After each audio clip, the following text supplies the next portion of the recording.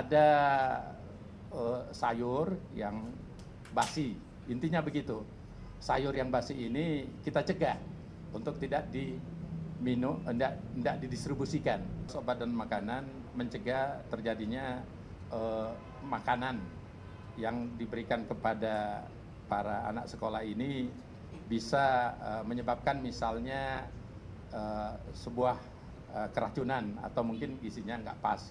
Nah, beberapa laporan dari Balai Besar POM yang ada di bawah koordinasi kami itu melaporkan, dan setelah itu telah disampaikan ke satuan kerja untuk pembagian itu, dan itu sudah dicegah. Ada sayur yang basi, intinya begitu. Sayur yang basi ini kita cegah untuk tidak diminum, tidak didistribusikan. Itu contohnya. Dan tidak elok kalau saya sampaikan tempatnya. Kenapa? Karena kita tidak mau menimbulkan kepanikan. Tapi artinya kami ingin tunjukkan bahwa Badan POM sudah berperan di front terdepan untuk kesuksesan makan bergizi gratis ini. Saya kira itu. Sangat berbahagia telah beraudensi dengan Bapak Kepala Kepolisian Republik Indonesia, Bapak Jenderal Listio Sigit Prabowo. Kami diterima dengan sangat terbuka, yang intinya kami membicarakan hal-hal yang sangat penting bagi negara kita. Kita ketahui bahwa Badan Pengawas Obat dan Makanan berdasarkan undang-undang memiliki tupoksi peran yang berhubungan dengan menjamin keamanan makanan dan minuman serta obat-obatan, juga menjamin kualitasnya, juga menjamin standarnya, kemanfaatannya, tentu juga dalam konteks pengayoman kepada masyarakat dalam hal perlindungan dan pengawasan obat dan makanan. Dalam konteks kerja, kita pahamin bahwa kontribusi obat dan makanan di Republik Indonesia itu cukup besar. Itu hampir sekitar 400 miliar US dollar, yang tentu saja itu spreadnya sangat luas, mulai dari obat, makanan, minuman, dan seterusnya. Dalam konteks itulah kami bersepakat untuk bersinergi dalam hal antara Kepolisian Negara Republik Indonesia dengan Badan Pengawas Obat dan Makanan.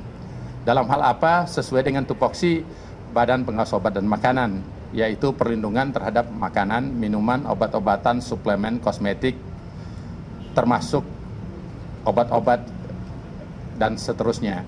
Nah, dalam konteks itulah beberapa poin yang kami bicarakan.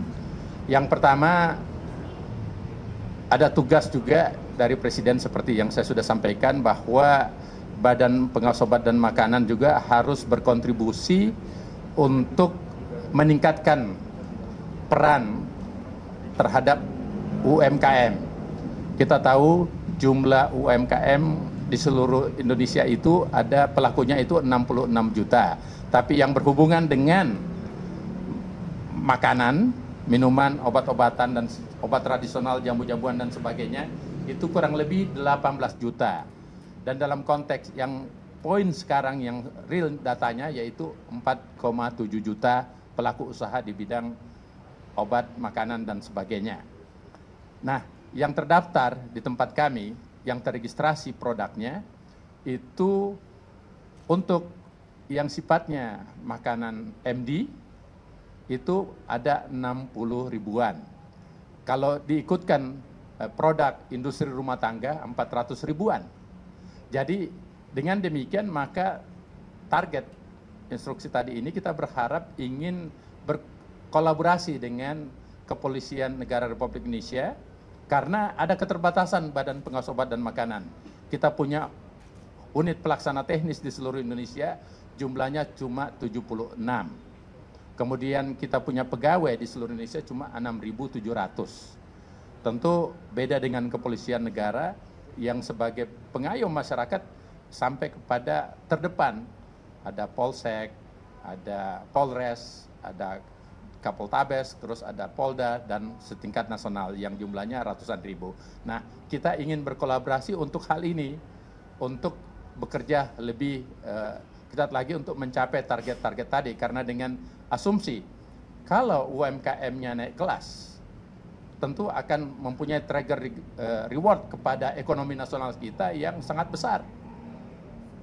Taruhlah misalnya kalau dia menjadi dari usaha kecil yang modalnya di bawah 100 juta menjadi usaha menengah yang di bawah 1 miliar, berarti sudah 10 kali lipat. Kalau 10 kali lipat kan reward ekonominya sangat besar. Kita ingin berperan aktif bersama dengan Kepolisian Republik Indonesia. Kemudian hal yang lain lagi tentu kita pahamin. Dalam kondisi sekarang ini banyak kejahatan-kejahatan yang bersifat baik online maupun offline. Dari berbagai kita punya tupoksi, dan itu membutuhkan sinergi dengan Kepolisian Republik Indonesia. Baik itu kejahatan perdagangan obat, makanan, dan sebagainya secara online maupun secara offline, serta pangan ilegal dan seterusnya, itu sangat besar. Oleh karena itu, Badan Pengawas Obat dan Makanan memiliki PPNS, penyelidik pegawai negeri sipil, yang jumlahnya cuma sekitar 600-an. Kemudian pada tahap penindakan kita sangat membutuhkan peran dan kolaborasi dengan kerjasama dengan Kepolisian Republik Indonesia.